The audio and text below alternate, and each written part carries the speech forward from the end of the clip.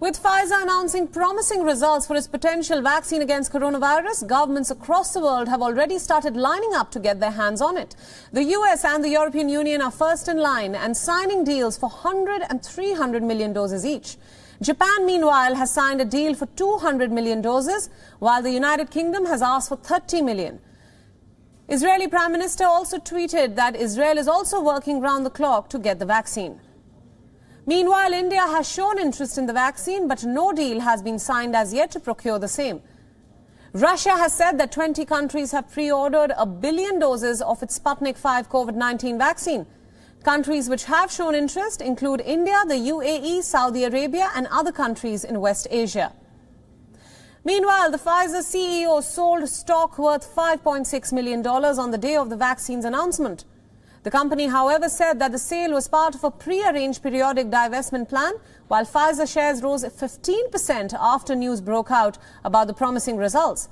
CEO Birla sold 132,508 shares at $41.94 per share. Volunteers who were part of Pfizer's COVID-19 vaccine trial, however, revealed later that the side effects of the vaccine gave them headaches.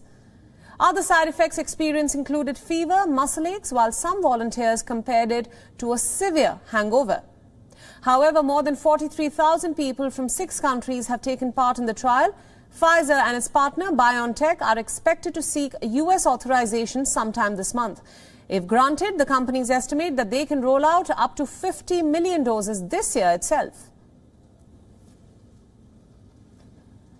At the moment, in a close dialogue with regulators around the world, we are talking to the European Medicinal Agency, we are talking to the FDA, we are talking to Canadian Health, to the UK authorities, to the Chinese authorities, to Japanese authorities, and first authorizations or conditional approvals could happen in the United States or in Europe.